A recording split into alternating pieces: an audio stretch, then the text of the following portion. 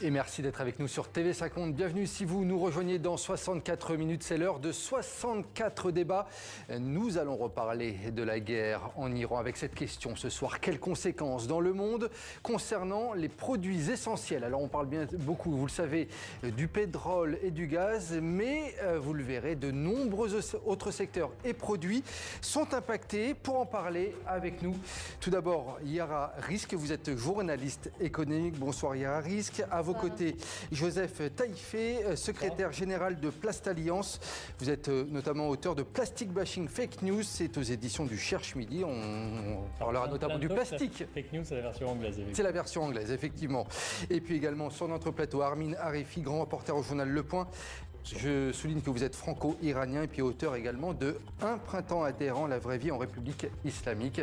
Et également en plateau avec nous, Demet Korkmaz de la rédaction de TV5 Monde, spécialiste des questions économiques. Demet, je vais justement commencer avec vous puisque vous allez nous éclairer sur effectivement ce qui se passe actuellement avec ce conflit. Puisque Demet, le choc, eh bien, on peut le dire, il ne se limite pas au pétrole. Alors cette crise ou ces crises, évidemment, sont comme des poupées russes qui s'emboîtent et qui sont toutes reliées entre elles. L'aluminium, par exemple, c'est le métal le plus utilisé au monde après l'acier. Les attaques sur les fonderies dans les pays du Golfe ont fait flamber les prix. La tonne se négocie en ce moment autour de 3 500 $. C'est 17% plus cher par rapport à son prix de début d'année. La fermeture du détroit empêche en réalité 15% de la demande mondiale d'arriver sur les marchés. La spécificité de cette production, c'est sa très haute qualité qui est très prisée par l'industrie aéronautique, mais l'armement également, ainsi que l'aéronautique. Mais pratiquement toutes les industries sont pénalisées puisque l'aluminium, on en trouve absolument partout. L'ironie du sort, c'est que 10% de l'aluminium acheté par les États-Unis proviennent du détroit d'Ormuz. Justement, j'ai une question pour vous, Yara Rizk, par rapport à cette question de l'aluminium. Est-ce qu'on peut parler à ce stade de pénurie ou de problèmes logistiques d'approvisionnement uniquement ? Pas encore de pénurie parce que les pays du Golfe, c'est 8% de l'aluminium mondial, mais il y aura un gros problème au niveau des prix parce que le secteur de l'aluminium est très énergivore et demande du gaz.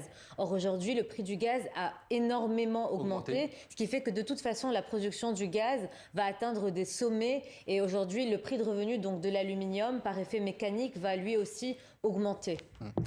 Demet, on assiste aussi depuis quelques jours à une ruée vers le plastique et particulièrement en Corée du Sud. Oui, absolument. Il y a des ruptures de stock et les supermarchés commencent à instaurer des quotas par personne. Du coup, la crainte d'en manquer provoque une ruée sur les sacs poubelles, mais aussi sur les sacs de congélation, sur les emballages. Les ventes quotidiennes ont été multipliées par 5. Il a été vendu près de 3 millions d'unités la semaine dernière.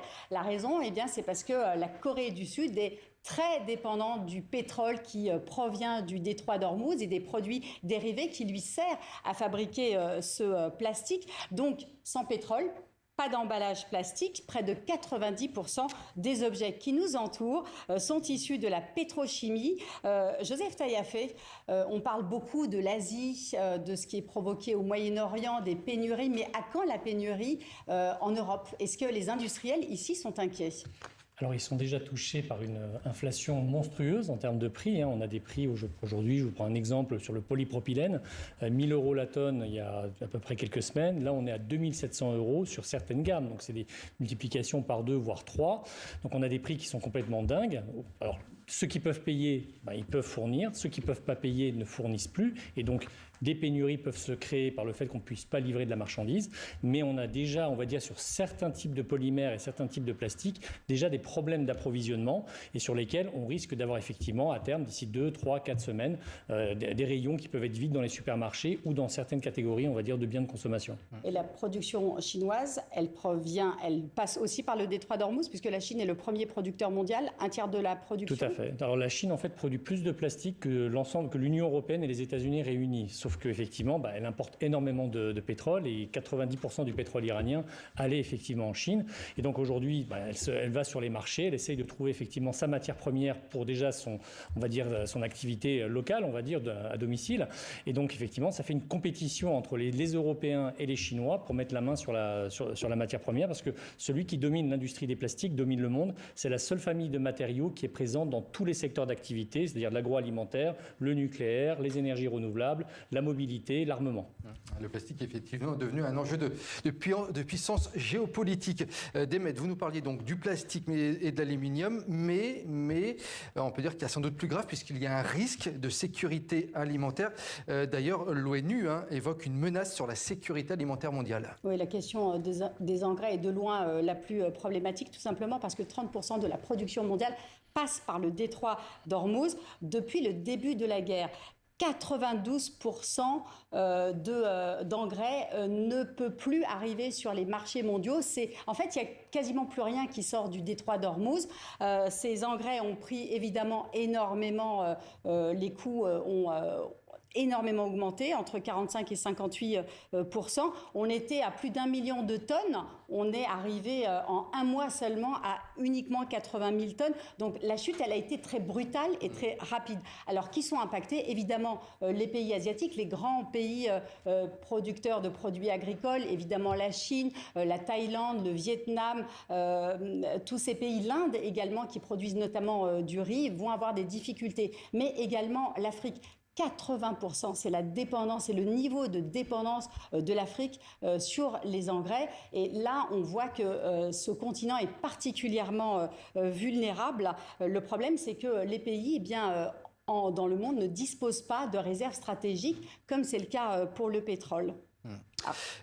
Armin Arefi, justement, je rebondis sur ce que nous dit Demet Korkmaz. Est-ce que, selon vous, l'Iran est prêt à affamer le monde entier, désormais ? Ce que je peux dire, c'est que la République islamique est face à une guerre existentielle. Elle estime que c'est le régime iranien dans son ensemble qui est menacé, à qui on a réalisé une guerre, alors qu'elle ne constituait pas, selon elle, de menace immédiate, notamment en termes de nucléaire, vu qu'elle n'enrichissait plus d'uranium. Et donc, elle a mis en place ce qu'on appelle une stratégie asymétrique. Frontalement, elle ne peut pas rivaliser avec la force de frappe aérienne de l'armée américaine et de l'armée israélienne. Et donc, ce qu'elle a fait, c'est faire pression sur les alliés des États-Unis, avec les pays du Golfe, on voit avec les frappes, mais également avec le blocage du détroit d'Ormuz. Et force est de constater, 5 semaines après le début de la guerre, qu'en bloquant ce détroit, ce qu'elle avait d'ailleurs annoncé, ce qu'elle avait menacé de faire avant même le début de la guerre, elle détient aujourd'hui un levier de pression considérable pour ce qui est sur le monde entier, pour ce qui est du pétrole et de tout ce qui en découle, le prix des transports et bien sûr le prix des biens de consommation, matières premières, matières plastiques, tout ce qui découle du pétrole et du gaz. Et ce que je peux vous dire, c'est que quand aujourd'hui en Iran, ce sont des réacteurs nucléaires qui sont visés par les frappes américano-israéliennes, quand il s'agit d'universités, quand il s'agit du plus grand champ gazier, le champ de South Pars, qui a été visé pas plus tard que ce matin par l'armée israélienne, le régime iranien estime qu'il a un de ses seuls leviers de pression, justement, c'est cette stratégie asymétrique et notamment le détroit d'Ormuz, qu'il ne lâchera sous aucun prétexte, à moins d'un grand deal, qui provoquerait la fin de la guerre, pas autrement, d'après ce que disent les dirigeants iraniens. On va voir dans un instant quelles pourraient être les solutions alternatives. Il y aura un risque, je voulais juste savoir, parce que nos téléspectateurs s'interrogent, est-ce que la répercussion de toutes ces pénuries sur les prix se voit déjà aujourd'hui, ou le plus dur est à venir dans les semaines, les mois à venir ? Le plus dur est à venir dans les semaines et les mois à venir, parce qu'en fait, le prix dans l'assiette va se répertorier va avoir un impact un peu plus tard. Aujourd'hui, la récolte 2026, elle est faite. Là, on est en train de commencer les semis pour la récolte 2027. Alors, c'est possible que les prix augmentent dès à présent par anticipation des pertes possibles. Et donc, que les prix augmentent, mais en tout cas, l'impact sera inégal d'une région à l'autre. Et le grand oublié du débat, c'est l'Afrique que vous avez mentionné. Donc, l'Afrique, 90% des engrais africains sont importés, mais aussi une grande partie des céréales passe par le port de Dubaï. Une grande partie des céréales, notamment le soja, vient du Brésil, arrive ensuite à Dubaï pour plus tard arriver par petits bateaux en Afrique. Et l'Afrique de l'Est, si ça continue de cette façon-ci, 45 millions de personnes seront en insécurité alimentaire d'ici mi-mai. Et autre conséquence qu'on n'a pas abordée spécialement jusqu'à maintenant, c'est également la pénurie de médicaments. Ça, c'est également quelque chose qui revient souvent depuis le début de ce conflit. Oui, effectivement, parce qu'il y a beaucoup de médicaments qui viennent d'Inde. Il y a plein d'usines qui ont été localisées en Inde et qui passent ensuite par le détroit d'Ormuz, par ce même corridor logistique que celui du soja, par exemple, et ensuite par d'autres petits bateaux et par transport transmodal, donc par camion, qui arrivent dans d'autres pays. À partir du moment où ce corridor logistique est bloqué et qu'il y a des disruptions sur cette chaîne de valeur, il y aura un retard au niveau de la livraison des médicaments, notamment des médicaments très importants comme tout ce qui est en lien avec l'insuline pour le traitement du diabète.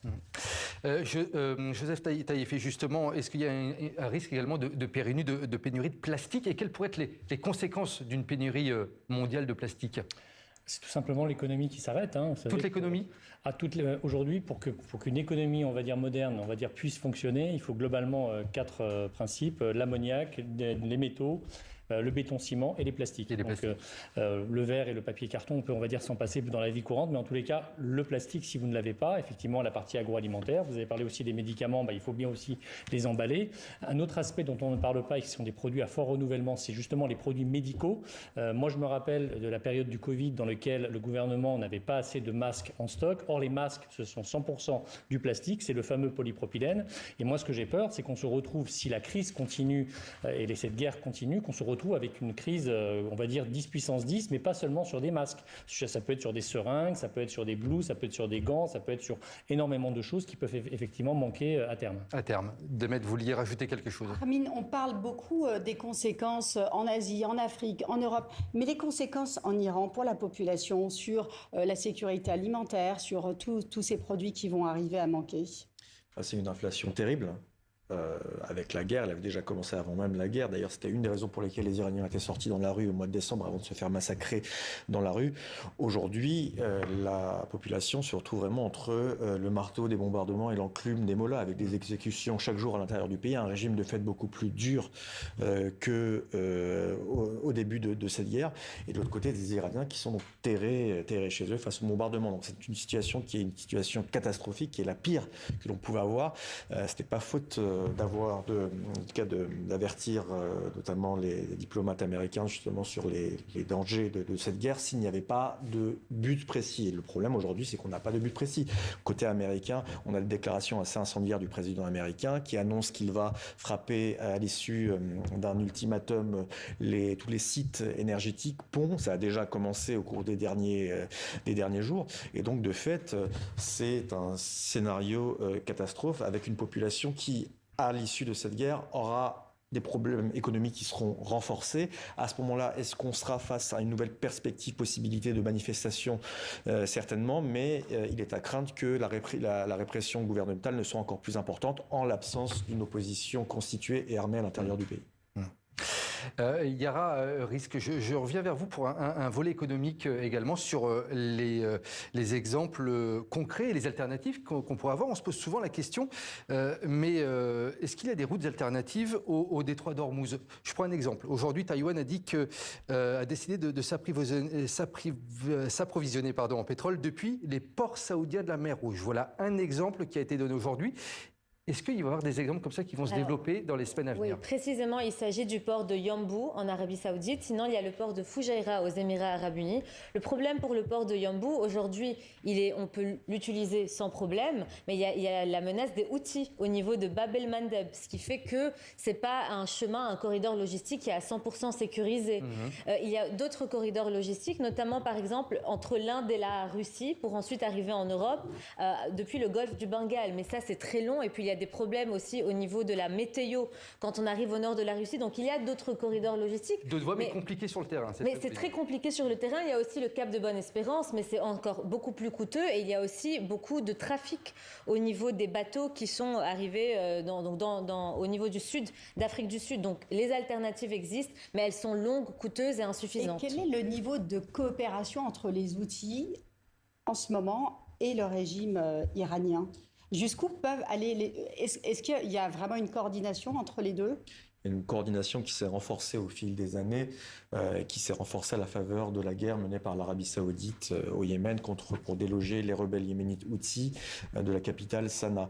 Il faut savoir qu'on attendait d'une certaine manière depuis un mois une intervention des Yéménites en soutien à la République islamique, comme ce qu'a fait par exemple le Hezbollah de façon unilatérale contre Israël, la mort de l'ayatollah Ali Khamenei. Celle-ci a fini par arriver, donc cette intervention des Houthis, pas plus tard qu'il y a 10 jours, qui ont frappé donc ces Houthis avec des missiles balistiques de fabrication iranienne, des drones de fabrication iranienne produits sur place au Yémen, Israël. La plupart d'entre eux ont été interceptés, mais maintenant voilà que arrive la menace d'une autre, on va dire, d'un autre blocage qui serait presque aussi grave que celui du détroit d'Ormuz, le détroit de Bab el-Mandeb, qui est aujourd'hui la roue, le chemin de secours, c'est-à-dire qui permet justement notamment à toutes les hydrocarbures d'Arabie Saoudite et du Golfe, à l'exception peut-être des Émirats, de passer de l'est du Golfe à l'ouest de la péninsule arabique et de pouvoir être exportés en direction de l'Asie. Or, les Yéménites ont fait savoir qu'il pourrait être une menace, ils pourraient s'attaquer à ce détroit, et il faut savoir, dernière chose, que pour en fait attaquer, paralyser un détroit, il suffit en fait d'une annonce et de quelques frappes sur n'importe quel navire pour faire monter le coût des assurances et donc d'une certaine manière paralyser cette voie maritime. Armin Arefi, justement pour conclure, comment est-ce qu'on peut réussir à sortir justement de ce blocus? Est-ce que vous voyez des solutions qui peuvent être viables rapidement? Les entreprises doivent s'adapter, ou là on est encore dans un statu quo pour plusieurs jours, plusieurs semaines? Je pense que ça va encore durer quelques temps, étant donné qu'aucune des deux parties n'est aujourd'hui prête à mettre un terme à la crise sans avoir pour chacun d'entre eux des avantages. Ce que disent beaucoup de diplomates, y compris de diplomates américains en off, c'est que la solution pour le déblocage entre guillemets du détroit d'Ormuz, c'est une solution internationale. La crise, comme vous l'avez souligné, c'est une crise internationale. Il faudrait pour ce faire que Donald Trump ne pourra pas, on va dire, de force tuer tous les militaires iraniens balançant le moindre missile pour débloquer Hormuz. C'est plutôt un accord international et donc un accord global pour mettre fin à cette guerre qui, encore une fois, en tout cas côté américain, si elle affaiblit le régime, ne le renverse pas et qui reste donc avec un but extrêmement incertain. Merci beaucoup à vous trois, Armin Arefi, merci à vous Joseph Taïefé, merci à Yara Rizk et à vous également Demet Korkmaz pour ce débat du 64 minutes. Merci à tous les cas.